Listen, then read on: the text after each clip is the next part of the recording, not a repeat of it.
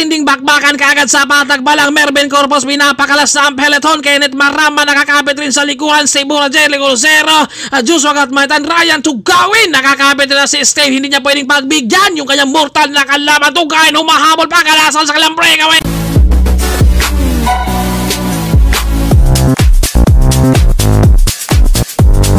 Matinding bakbakan sa kanilang Stage 132 sa Larga Pilipinas 2025, 141.3 kilometers. Siyempre mag-i-start sila dito sa may Nampicuan Municipal Hall. Dadaan sila ng Anao, Moncada, Panique, Herona, Pora, Gimba, Nueva Ecija, Taludtog, Umingan, Pangasinan, San Quintin, Tayog at sa umpisa palang bantayan nakakahal ito si Corpus at saka si Steve Bura at dadaan muli sila ng Santa Maria, Rosales, Umingan, Balungaw. Yung Balungaw na yan, yun ang ahon na kung saan sa ating under 23 nagulat tayo sa isang sprinter na si Jay. Sayang nga lang dahil hindi siya nakalaro dito dahil doon sa disgrasya sa may Santa Maria, kung saan matinding disgrasya talaga yan. Pero sana makakabalik din si Jay. Yan yung nagulat tayo sa isang sprinter dahil naiwan sa patag, pero nagulat tayo pagdating sa ahon. Doon naman siya dumikit at nandito si Patrick ng Team 7-Eleven. Black takeover muna siya rito ngayon. At maraming salamat sa lahat ng mga followers natin. At balik tayo sa mga dadaanan rito sa kanilang Stage 1. Dadaan sila muli ng Balungaw, yun yung ahon at Kuya po at syempre balik sa may Nampicuan, syempre kung saan sila nag-start, doon lang din ang kanilang finish line. Dito ay pagpaga na muna dahil kailangan mong mga lamig-lamig dito, kailangan ilabas mo dahil sa kanilang 141 kilometers dahil may ahon syempre. Yung iba niyan babanat dito at mayroon din tayo mga solo rider na kung saan siyempre hanap ng mga diskarte nila kung paano rin sila makakawala at makasabit rin sa mga malalakas. At may mga bagong rider tayo na napunta sa mga team rin. Kaya ng La Corpus, napunta ng 7-Eleven. At nandito ito si Cedric Cabahog, parang nag-go for gold na siya. At meron tayong dalawang foreigner dito pero sanay na tayo dito ni Edgar Nieto. Ito foreigner, 7-Eleven. Jericho Zero, syempre si Luigi ng dito ng Derena, mapapalaban muli siya rito. Yan yung domestic talaga sa mga team Derena, Arking, syempre bago. At Roddy Roque, yan yung ating mga veterano din, pero syempre hindi pa rin lang iwanan yung pagiging cyclista kumbaga. Andyan pa rin yung kapag may pagkakataon ay lumalaban pa rin sila ng career rin. Marvin Bandaka, syempre mapapalaban siya rito sa Elite. At meron tayong yellow jersey, green jersey at saka polka dot. At sayang wala dito yung iba talaga dahil may laro ng SEA Games darating na December. At syempre dahil December na ang pinag-uusapan, kaya Merry Christmas syempre, advance Happy New Year. Saan kaya pwedeng mamasko? Baka naman pwede dyan sa inyo at message lang kayo sa akin, baka pwedeng may pamasko dyan. Dadayuhin natin yan. At syempre darating na Friday o Danita na naman tayo, kaya magandang bakbakan na naman dyan. Last year ata ay si George ang nanalo doon at Patrick Edson, bumabanat na sila dito. Syempre ito yung gameplay talaga dito ni Patrick na kapag may pagkakataon talaga babana talaga. Pero ito na Joshua Carreño Angel nakatutok sa likuran. Sabi ni Joshua rito, palit tayo, pero ang sagot naman ni Angel, wala akong pangpalit pero meron akong pangbanat kuya. Ganun talaga ang laban kung makakailangan mo talaga dumiskarte rin. Pagdating na sa loob ng karyat, Marvin Mandak rin. Ito yung ating champion sa Tour of Matabungkay 2025. May mga under 23 tayo na syempre kapag nasanay ka ditong lumaban sa mga malalakas, sa mga pro, doon mo talaga mahahasa yung sarili mo. Kailangan mo rin talaga na hindi ka matakot. At meron tayong 18 years old rito. Ayan na si Darius Villaseñor ng Victorious Sports. At maraming salamat din kay Snow Badwa dahil syempre nakapag-vlog tayo sa lahat ng mga komisar dito. Thank you dahil syempre kasama dito si White Mix. Syempre pag may pagkakataon talaga ay buti na lang inawa din sila sa atin. Syempre kasama talaga yan.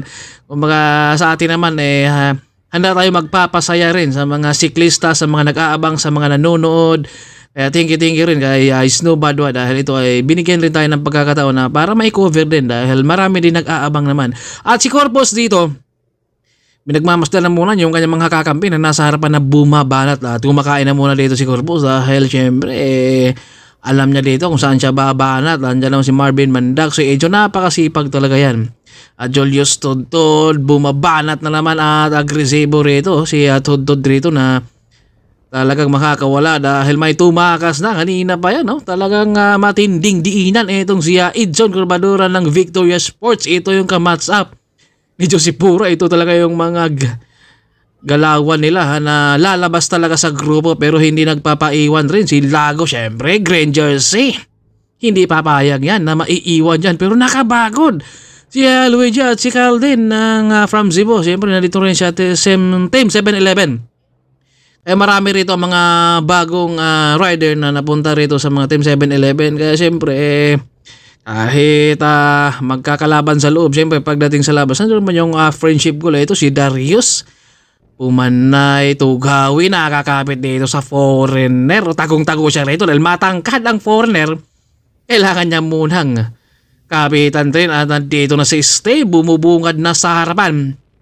At kasama niya dito si Marvin Manda. Kumahanap pa sila ng diskarte rito kung paano makakawala dahil si Patrick na baka agresibo talaga yan kapag Pilipinas, mapaibang bansa yan.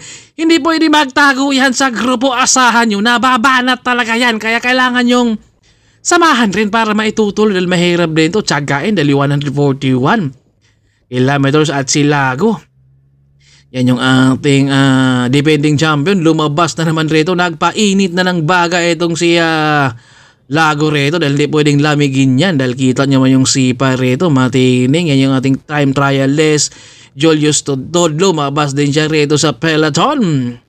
Dalawa na sumubok sa ating breakaway rito kung pagbibigyan ba sila ng ating peloton dahil si Mervin Corpus, Tugawin, Stibura, marami pa naghabol mga team Dandex. Corpus pinapakalas na ang harapan pero kapit na kapit rin si Kenneth Maramba Jericho. Nasa likuran din Ryan Tugawin, nakakapit rin dito sa likuran si Stibura. Hindi na pwedeng pagbigyan kapag lalabas si Corpus, kailangan lang kapitan, patiisan lang talaga ang tuloy ng labas si Corpus kana at meron tayong 8 breakaway na dito pero nagpakiramdaman na muna sila kung sino ang magtatrangko nila rito. Joshua Gatmaitan, kapit na kapit rin dito rin. No?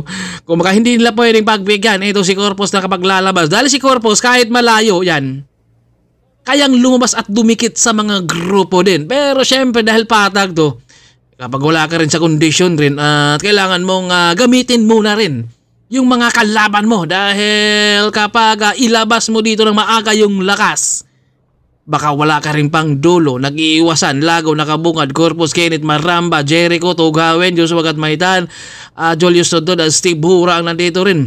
Kung mga kasama, nagkakabalatan na naman sila rito. May mga dumidikit na rin dito kaya 10 na ang ating breakaway. Pero nag-iisip pa sila dito kung itutuloy man nila dito. Julius Tudtod, Corpus, Lago, Tugawin, Jericho, Hura, Tudtod, tsaka Edson, Joshua Gatmaitan, Kenneth Maramba at Walter Dumlao. Dumikit na rin dito kaya 10 na yung ating breakaway rin dito. Ito yung napakaganda. Dahil kapag naitutuloy nila rito, sprinter talaga ang lamang yan kung hindi atras sa ahon. Unang sprint ay si Mark Ryan, Lago, Tugawin, Kenneth Maramba, humahabol rin dito pero humagwat na ng dahan-dahan. Itong si Lago, si Tugawin hindi na siya nakasundot pa ron dahil grabe, alerto dapat talaga sa sprint. At ito si Edson talaga agresibo talaga rito na makakawala rin talaga at trying to gawin, nagkakabalata na sila rito sa patag pa lang o talagang gusto nilang pakalasan dito. Ito yung more interval ang nakikita natin dito pero nasa likod nag-jump rin etong si Darius Villaseñor ng Victoria Sports. Hindi siya papayag na hindi dumikit at kita nyo naman yung galawan reto ni Darius Villaseñor. Parang nabigyan ng bertod ito ni Marcelo Pilipi dahil nakuha niya yung mga sipa. Nakatago mo na dito para yung hangin daw nasa akin. Eto na pala kalakas yung bata niya. No? Nagkakabanatan talaga sila dito sa patag. Ramon Patrick, banatan din sila dito, naputol dahil may mga umaagwat din sila dito, nakakapit etong si Ramon. Kay Patrick, Steve Hurak na iwan sila Corpus dito. At si Edson, kung kanina pa gustong lalabas pero syempre, kapag lalabas ka dyan, meron talagang hahabol sa'yo at naputol na ang ating breakaway rito. Panibago, dumikit na naman itong sila Arking. Kasama itong si Dave Montemayor. Yan yung Pulgadas, Roder Roque, Angelo, bit niya rin dito. Si Lago rin at humabol rin itong si Renz Bundok. Marami na sila dito. Naiwan sila Ryan Tugawin, si Corpus. Dahil nung bumanat si Patrick, kumapit si Ramon. Kaya ito magandang abangan natin to dahil nandito si Steve. Kailangan lang tsagain rin ni Angel kung ano yung mga banat dyan nasa harapan para makakapit rin yung kanyang kakampi. Dahil kapag naiwan, ako masasayang din dahil nandito si Steve na handang rumimati. Si Edson bumanat na naman sa harapan, nakabungad si Steve rito at pumalit naman si Julius Tudtod. Palitan na yung harapan rito dahil Victoria talaga dito ang napaka-agresibong tumakas. Kanina pa to si Edson, banat ng banat, napakasimple yung kanyang banat rito. Mga hindi man lang siya napapagod. Ganun talaga kapag mga ensayado rin. Siyempre lahat naman talaga sila mga ensayado. Mga hindi ka basta sasabak rito sa karera na wala talagang ensayo. Pero kapag tinanong natin sila, wala raw silang ensayo, palitan yung nasa harapan. Siyempre ang Victoria dyan dahil meron siyang kakampi na sa harap ay dipinsa na lang yan dyan. Dahil talaga inabot rin dito si Edson. Hindi talaga niya natiis rin yung kanyang breakaway. At nandito si Lago, yan itong yellow jersey. Kalmadong kalmado ang peloton rito. Binakura ni Jomar si Corpus. Team 7-11 ang humahatak rito sa grupo at meron silang kakampi. Kailangang idikit nila rito to. Dahil si Corpus dito ang handang bumanat doon sa breakaway. Kaya tatlo na ang magkakasunod-sunod rito ng Team 7-11 dahil tiisan lang talaga kung baka kinukontrol muna nila rito na hindi siguro din idikit kaagad. Pero syempre meron na silang kakampi rin na nandun na sa ating harapan. Nandyan si Carcueva at si Carl rin. Kumbaga ito yung magandang abangan natin dahil 14 na yung nating nasa breakaway natin. Abangan natin kung makakadikit pa ba yung ating peloton rin. At ito bumanat na naman si Patrick dito. Team 7-11 dito ang nagpapatulin sa breakaway rin. Meron silang kakampi na sa peloton ay humahabol. Yun nga lang dito ay si Team 7-11 rin ang nagpapatuloy rito, mga hindi ito didikit. Ang peloton rito sa kanilang breakaway rin dahil tumulin. Kung hindi babanatan ni Patrick yan, didikit yung peloton at si Angel bubungad rito sa ahon. Pwedeng matas muna yan si Angel dahil abang-abang lang siya rito rin. Ang kailangan niyang protektahan rito, walang iba kundi si Steve Hura dahil yan yung kanyang re-remate. Pero bubungad siya kanina. Julius Tudtod umarap din at kasama rin yan si Erickson, si Aaron, dyan si Steve. Dinadala niya dito para makontrol dahil kapag iba ang bubungad dyan, syempre tumulin. Kaya kailangan makakasabit muna siya rito sa kanilang breakaway. Naka 56 km na sila sa kanilang 141 kilometers. Kaya magandang laban ang ating abangan natin rito. Kung makakasabay ba dito ang mga sprinter dahil may ahon tayo sa may Balungaw. At Julius Tudtod nasa harapan, dahan-dahang bumanat rin. Habol na naman dyan si Patrick. Tatlo dito ang 7-11 kasama dyan si Patrick at Renz Bundok. At ang bagong katim nila rin si RR King Rocky. At si Angel kinakargahan niya sa ahon rito. Dapat hindi niya kakargahan niya dahil ang isip niya rito yung kanyang kakampi na si Steve Hura dahil syempre ang mga sprinter din mahirapan yan sa ahon. Pero kapag patag yan, asahan nyo ang mga sprinter na talagang babanat. At si Lago na naman bumanat sa kanilang sprint dito. Talagang napaka-alerto talaga lagi itong si Lago rito. Handa talaga makikipagbanatan sa sprint. At parang nagka-aberya yung bike rito ni Julius Tudtod rin na parang may naputol at yung pulley o talagang yung natanggal. Si Patrick dito bumabanat na naman sa harapan. Napaka-agresibo talaga itong si Patrick dito na talagang makakawala sa peloton. Pero kakampi niya ang humahata kanina sa peloton. Kumaga napaka-agresibo si Patrick dito na makakawala kahit mapaimbang bansa to. Yung galawan nito ni Patrick talaga ay babana talaga. Mapa-breakaway, mapa-peloton ka, nasa kanya talaga yan. Kaya kapag kayo ay kasama ni Patrick, asahan nyo, papakalasin talaga kayo niyan. Matindi ang ating laban ngayon ha. At kasama dito si Lago rin, no? Kumbaga kalmadong-kalmado lang dito si Lago na pinagmamasdan ang kanyang mga kasama sa breakaway. Sabi ni John, bana tayo. Para talagang mag-grogi rin itong sprinter din. Ang iniwasan nila na makasama talaga nila rito ay si Steve. Dahil kapag sinama nila rito si Steve sa remat yan, alam na nila na hindi nila kayang talunin. Kaya ito ay sa patag, kinakargahan, pinapatuloy nila, kung pinipilit nilang pakalasin talaga. Itong si Steve kay banatan, dyan bumabanat na naman, no? Grabe, kapag nakakita talaga ng pagkakataon yan, babanat talaga na si Darius. Pumalit na naman dito sa pagbanat at si Arking rin ang humahatak, si Lago rito. Umahanap din siya ng tempo kung paano siya makakaula rin. Grabe yung 18 years old natin, no? Junior category dito sa Elite Lumaro. Ito na si Arking. Bit-bit niya rito. Umangat si Lago dito at pinapakala sila rito. Hindi nagpapaiwan. Itong si Erickson. Dahil sa Gimaras din. Sila din yung mga nagkakabantayan. Banatan na naman. Only interval ang ating nakikita sa ating breakaway. At si Edson lumabas na namang harap-harapan na lang pinagbabanatan, no? Ang kanyang mga kasama sa breakaway. Kanina pa ng banat to at walang kabaguran.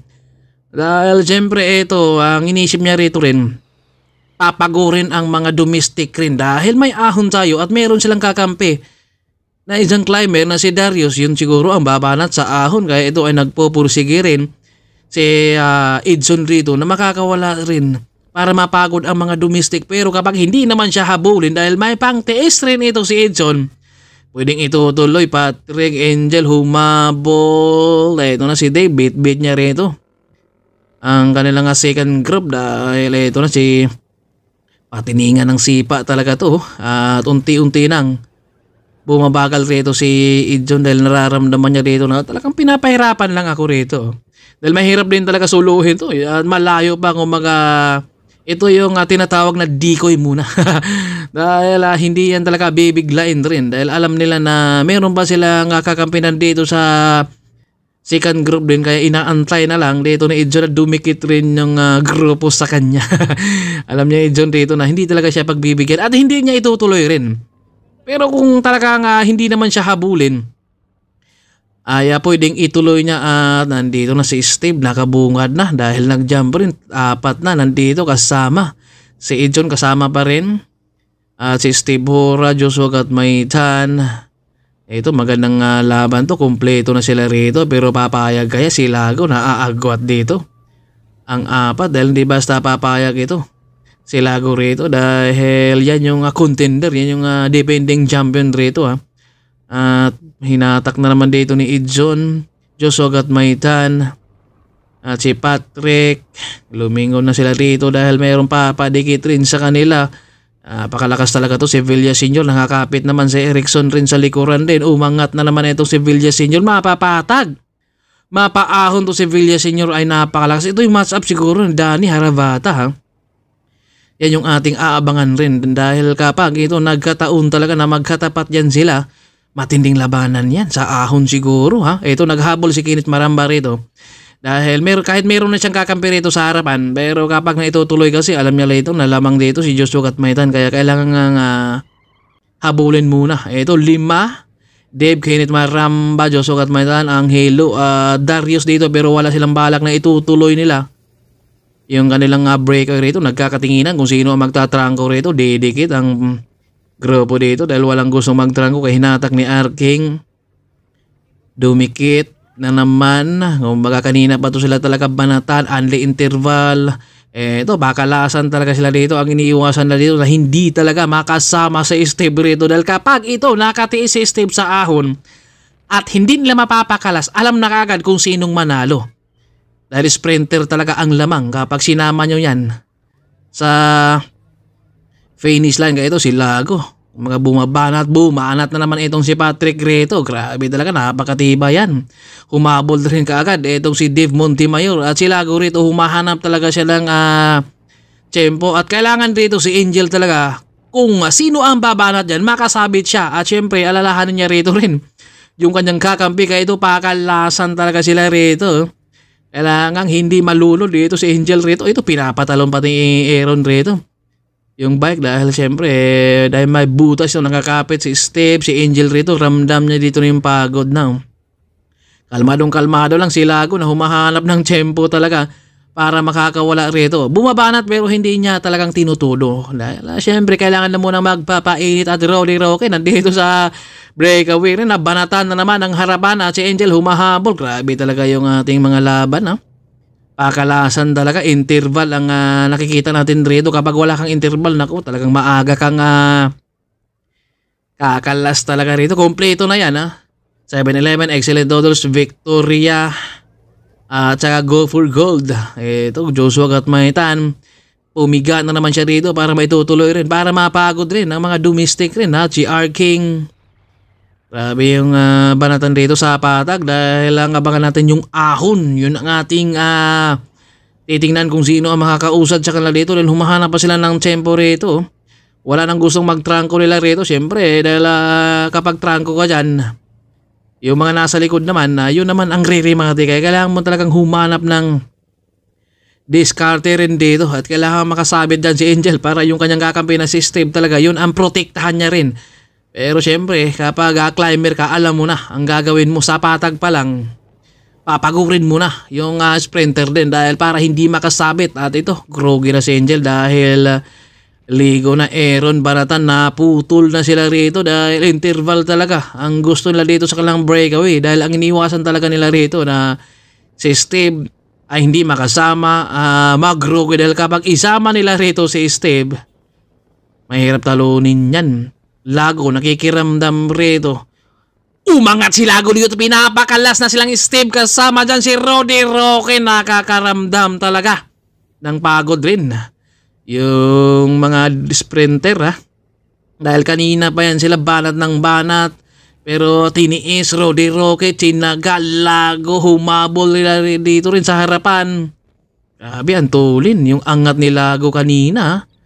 Umahanap talaga ng diskarte. Tempo si Lago nang talagang papakalasin niya si Steve pero humahabol at lumalaban pa dahil hindi basta bibigayan si Steve, nabubuho na naman sila rito. Grabe yung breakaway natin rito, pakalasan talaga sila. At si Lago humarap at bumungad na naman. Patrick lumabas na naman dito. Team 7-Eleven kanina nakita natin sa peloton 7-Eleven ang humahatak. Yun nga lang 7-Eleven rin ang nag-umpisa dito kanina na nagpapatulin sa breakaway kaya hindi didikit talaga rito. At ito, nagkakatamaran ng humabol, may mga umaagwat na. At si Angel hindi nakasama na sa harapan, medyo ramdam niya na ito yung pagod na. Dahil kailangan talaga kapag ikaw ay domestic, mas malakas ka sa sprinter dapat. Pero syempre, meron din naman talagang condition rin. Meron ding araw na talagang wala ka talaga sa condition, kailangan tisin. Sabi ni Steve dito, paikutin natin ang ating trangko rito para dumikit pa tayo. Ito kinakargaan dapat mintin lang, dapat hindi bibiglayin ni Angel rito para dumikit pa sila. At si Lago dahan-dahang umangat rin sa kaliwa, makakawala na kaya siya ng tuluyan dahil kanina pa yan siya banat ng banat. At kapag hindi nila hinabol, kagad pwedeng makakawala na si Lago rito dahil last 30 kilometers tantsahan na to dahil syempre matagal na to sa karera kaya alam na nila, calculated at science na tayo kaya kayang-kaya. Grabe, sagad-sagaran na yung cambio ni Lago rito na parang hindi man lang siya nakakaramdam ng hingal dito. Time trialist, grabe si Lago kanina pa ng banat at mga sprinter talaga ang pinapakalas dito ni Lago dahil ayaw niyang isama sa kanilang rematihan dahil alam nila na hindi nila kakayanin si Steve. Pero kung hindi sana nag-atrasan kanina, nung nga lang si Ramon din dahil na-flatan rin siya. Sayang nga lang dahil yun talaga yung may pang-taste rin yun. Si Ramon na humabol sa mga mag-a-attempt ng breakaway rin. Dito ligo na rito si Lago rin para makakasurvive siya sa kanyang breakaway dahil ito yung calculated na to nila. At second group, apat, Erickson, Patrick, Dave, ito yung third group naman natin na iwan na. Itong si Angel at hindi na nakasabit at si Steve Hura din ang nagtsatsagang humatak rito. Roddy Roque, Kenneth Maramba, kasama rito si RR King, Roque. At mahirapan na itong dumikit dito dahil si Angel hindi na makabungad rito. Yung kanyang sprinter ng domestic rito at si Aaron nasa likod pa. Yung mga nagroge itong domestic ni Steve, kaya no choice ni Steve dito. Pero kapag may papalit pa dyan, ito yung ahon. Kunti lang yung agwat. Matinding ahon talaga dito sa Balongaw. At ito, 8K pa na yung ahon dito ni Lago rin, Grabe, dahil solo breakaway, last 30. Talagang doon siya tumakas. Kaya dito sa ahon, syempre, kailangan na dahan-dahanan niya para hindi rin talaga siya ay matamaan rin. Grabe, nakabig ring ang mahon itong si Lago rito, At nandyan si Darius nasa likod rin, 4 sila. Kaya ito, napakasulit yung ahon ni Lago. At kapag nakasurvive rito, kaya na kayo ni Lago. Pero si Darius dito sa likuran, antulin, pinapakalas yung 3 niyang kasama sa breakaway. Grabe talaga itong si Darius dito, galawang Marcelo Pilipi yung sipa, parang nagbigyan talaga ng Bertol itong si Darius kay Marcelo Pilipi dahil pinapakalas yung 3 kasama niya sa second group kanina at humabol rito kay Ryan Lago. At ito na pinapakalas si Lago sa ahon, dahan-dahan lang umagwat rito si Villa Senior kay Lago. Nako, napakatindi talaga at kita nyo naman yan, napapaunat na si Lago dito sa kanyang katawan dahil grabe, pinapakalas itong si Lago, 18 years old, junior category. Pinakalas ang mga pro sa ahon at dito, recover, naka-prevail na kanina si Lago. Pero dahil maiksi lang yung ahon na to, kayang dumikit dahil sa lusong lamang ito si Lago, kaya niyang dikitan. Siguro sa stage 2 na lang siguro babawi yan si Darius dito, dahil maiksi lang yung ahon. Kaya dito sa lusong talagang didikit si Lago rito. Kaya Darius kanina kita natin na pinapakalas dahil syempre na tinamaan rin si Lago sa kanyang breakaway kanina, sa kanyang solo rin. Dahil yung kanyang ginawa rin kanina, mga matindi yung solo niya, pero pagdating sa ahon nakita natin na talagang pinapakalas sana etong si Lago. Pero pagdating sa lusong, doon naman siya nakakahabol dito kay Darius. At si Darius dito, siya talaga magpupursige dahil kapag hindi niya dalhin yan at kapag dumikit rin yung second group, baka mawalan siya ng pwesto, hindi siya makakapasok. Kaya kailangan niyang dalhin at bitbitin at tiisin rito. At gusto lang magpapalit dito si Darius, yun nga lang andito si Joshua, Kenneth Maramba, dyan ba si R. King, Roddy Rocket, tsaka si Steve. Kaya kapag dumikit dyan, baka mawalan ng pwesto si Darius. Kaya kailangan talagang tiyagain na si Steve Buran nagtsatsagar. Kunti lang yung agwat yan. Yun nga lang ay paubos na talaga rin sa si Steve. Kaya ito nagtitiis rin dito si Darius dito na siya talaga yung nagdadala. At kanina pa yan sa ahon, umaga hindi niya siya pinapalitan rito ni Lago. Umaga sacrifice na rin ito si Darius dito dahil baka sa stage 2 lang siguro babawi. Kaya abangan natin kung makakarimati pa ba siya rito dahil si Lago rito mahirap talunin daw. Alam naman natin ng mga veteranong galawan rin, At maraming salamat sa mga followers natin. Thank you. At maraming salamat din kay Sir Alex Bilan. Ito na si Darius dito. Dinadala niya rin, nasa likod naman si Lago. Nakahanda na kayang rumimati ito si Lago. Pagbibigyan kaya niya itong si Darius Villa Senior ng victorious push. Grabe yung kanang laban kanina sa ahon. Pero pagdating sa lusong, doon talaga didikit itong si Lago. Pero kung matinding ahon kanina sana, medyo hindi na makakadikit si Lago, dahil nag-breakaway sa patag. Tanaw ang finish line, dahan-dahang dumikit at kinamayan rito ni Darius para kay Lago talaga ito, dahil ubos na rin talaga si Darius rito. At stage winner sa ating stage 1, walang iba kundi si Ryan Lago. Pangalawa dyan, si Darius Villa Senior. Grabe. At pangatlo, Erickson de los Santos ang team De Reina. Congrats sa lahat ng mga nanalo. Grabe yung ating laban. At rumimati pa dito si Dave. Pang-4 si Dave rito. Pang-5 si Patrick. Kaya ito, banatan rin sila dito. Grabe yung ating laban. Kumbaga, ubusan talaga sila sa ahon. Sayang si Steve talaga nga hindi nakasama dahil yun talaga ang pinapakalas nila dito sa patag.